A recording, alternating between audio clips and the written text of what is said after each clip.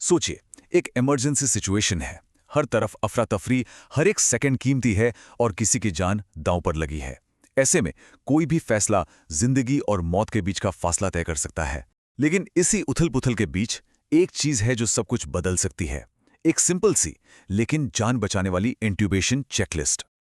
तो सवाल ये उठता है कि एक सेफ इंट्यूबेशन और एक बड़ी गड़बड़ी के बीच में आखिर फर्क क्या है। ये वो सवाल है जो मरीज की सेफ्टी के लिए सबसे जरूरी है, और आज हम इसी की तह तक जाएंगे। और जवाब, जैसा कि हमने कहा, एक चेकलिस्ट में छिपा है। जी हां, एक मामूली सा लगने वाला टूल जो किसी भी मुश्किल हालात को एक कंट्रोल्ड प्रोसेस में बदल सकता है। सही मायनों में यही इस कहानी का असली हीरो है। तो चलिए शुरू करते हैं पहले हिस्से से, संकट का वो पहला पल। यहाँ सबसे बड़ी चुनौती ये है कि प्रोसीजर शुरू होने से पहले ही आने वाले खतरों को कैसे पहचाना जाए। देखिए, यहाँ पर सबसे पहले एक्शन में आती हैं हमारी नर्सेस। वो पहली डिफेंस लाइन है। वो माकोजा जैसे रिस्क स्कोरिंग सिस्टम का इस्तेमाल करके होने वाले खतरों को पहले ही भांप लेती हैं। जैसे मान लीजिए, स्कोर से पता चलता है कि मरीज का मालम पट्टी 3-4 है। अब इसका क्या मतलब हुआ? सीधा सीधा मतलब यह है कि एयरवे देखना मुश्किल होगा। तो नर्स का काम क्या है? फॉरन डिफिकल्ट एयरवे कार्ड को तैयार करना। या फिर अगर ऑब्स्ट्रक्टिव स्लीप एपनिया का केस है तो डीसैचुरेशन का खतरा बढ़ जाता है। ऐसे में सीनियर बैकअप को अलर्ट करना बहुत जरूरी है। तो आप देख रहे हैं, हर एक रिस्क, उसके लिए एक एक्शन प्लान। अब आते हैं हम दूसरे हिस्से पर, जिसका एक ही मंत्र है, तैयारी ही बचाव है। यही वो तैयारी है जो तय करती है कि प्रोसीजर कामयाब होगा या नहीं। और सेफ्टी की शुरुआत होती है मरीज की तैयारी से। सबसे पहले फुल मॉनिटरिंग लगाना, फिर मरीज की पोजीशन को ठीक करना, जिसे ear to sternal notch position कहते हैं। इसके बाद प्री ऑक्सीजनेशन शुरू करना, और हाँ, एपनिक ऑक्सीजनेशन को शुरू करना। ये सारे कदम मिलकर मरीज के शरीर को उस स्ट्रेस के लिए तैयार करते हैं जो आने वाला है। एपनिक ऑक्सीजनेशन, ये सुनने में थोड़ा टेक्निकल लगता है, लेकिन ये एक बहुत ही सिंपल और कमाल की टेक्निक है। इसमें लैरिंजोस्कोपी के दौरान नाक से हाई फ्लो ऑक्सीजन दी जाती है।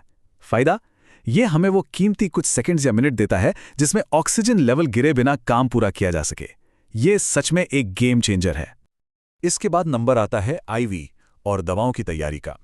एक मोटी आईवी लाइन लगाना, ब्लड प्रेशर गिरने की हालत में वेसोप्रेसर्स तैयार रखना, और हाँ, इंडक्शन और पैरालाइसिस की दवाएं पहले से ही सिरिंज में भरकर उन पर लेबल लगाकर रखना।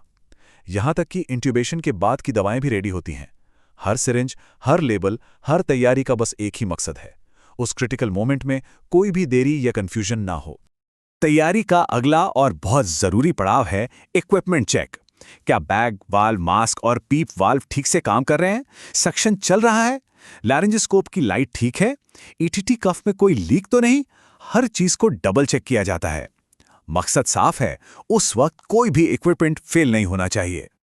तो अब तक हमने मरीज और इक्विपमेंट की बात की। अब फोकस करते हैं टीम पर, क्योंकि बिना एक अच्छी टीम के सारी तैयारी अधूरी है। देखिए, एक बेहतरीन टीम की पहचान सिर्फ प्लान ए से नहीं होती, बल्कि उनके प्लान बी, सी और डी से होती है। मतलब, अगर पहली कोशिश यानी स्टैंडर्ड लेरिंजोस्कोपी काम नहीं करती तो टीम बिना एक सेकंड गवाए वीडियोस्कोप पर स्विच कर जाती है। अगर वो भी काम ना करे तो अगला कदम क्या होगा, ये भी पहले से तय होता है। ये एक ऐसी स्ट्रैटेजी है जो उस नाजुक पल में किसी भी तरह की हिचकिचाहट को खत्म कर देती है। और ये सब मुमकिन होता है एक अच्छी टीम ब्रीफिंग से। हर किसी का रोल एकदम क्लियर होता है। दवा की डोज को जोर से बोलकर कंफर्म किया जाता है। कौन गर्दन को स्टेबल रखेगा, कौन स्टाइलेट निकालेगा। हर काम के लिए एक इंसान जिम्मेदार होता है। ये सिर्फ काम बांटना नहीं है, ये टीम के हर मेंबर को एक दूसरे के काम से जोड़ना है, ताकि गलती की कोई गुंजाइश ही ना बचे। और अब बात करते हैं उस हिस्से की जिससे सब डरते हैं, जब कुछ गलत होने लगता है। लेकिन यहां भी हमारी तैयारी ही हमें बचाती है और एक तेज और कंट्रोल्ड रिस्पॉन्स मुमकिन बनाती है। अचानक मॉनिटर पर यह नंबर चमकता है, ऑक्सीजन सैचुरेशन 80% से नीचे। ये एक खतरे की घंटी है, एक अलार्म है जिसे कोई भी नजरअंदाज नहीं कर सकता। और बस चेकलिस्ट के हिसाब से एक्शन शुरू। नर्स जोर से आवाज लगाती है, सैचुरेशन गिर रहा है। इंट्यूबेशन की कोशिश को रोक दिया जाता है तुरंत, और बीवीएम वेंटिलेशन फिर से शुरू किया जाता है, 2 हाथों से पीईपी के साथ। यही वो पल हैं, यही वो तेज और सोचे समझे कदम हैं जो असल में जान बचाते हैं। अब इस नंबर पर गौर कीजिए, सिस्टोलिक ब्लड प्रेशर 60 से भी नीचे। ये हीमोडायनामिक कोलैप्स का सीधा संकेत है, मतलब सर्कुलेटरी सिस्टम फेल होने की कगार पर है। यहां भी नर्स का रिस्पॉन्स एकदम तेज और सटीक होता है। मदद के लिए आवाज लगाना, डॉक्टर के बताए वैसोप्रेसर को पुश करना और नॉरपेनेफ्रिन इन्फ्यूजन शुरू करना। ये वो कदम हैं जो सीधे सीधे कार्डियक अरेस्ट को रोकने में मदद करते हैं। और टीम दूसरी मुश्किलों के लिए भी तैयार रहती है, जैसे कहीं ट्यूब गलती से खाने की नली में तो नहीं चली गई, जिसका पता EtCO2 न मिलने से चलता है, या दिल की धड़कन में कोई गड़बड़ी तो नहीं हो रही। हर सिचुएशन के लिए सिग्नल और एक्शन पहले से तय होते हैं।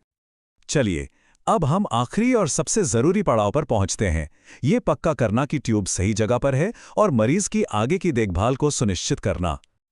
ट्यूब को फाइनल करने से पहले 5 चीजों को कंफर्म करना बेहद जरूरी है। पहला, क्या दोनों तरफ छाती ऊपर उठ रही है?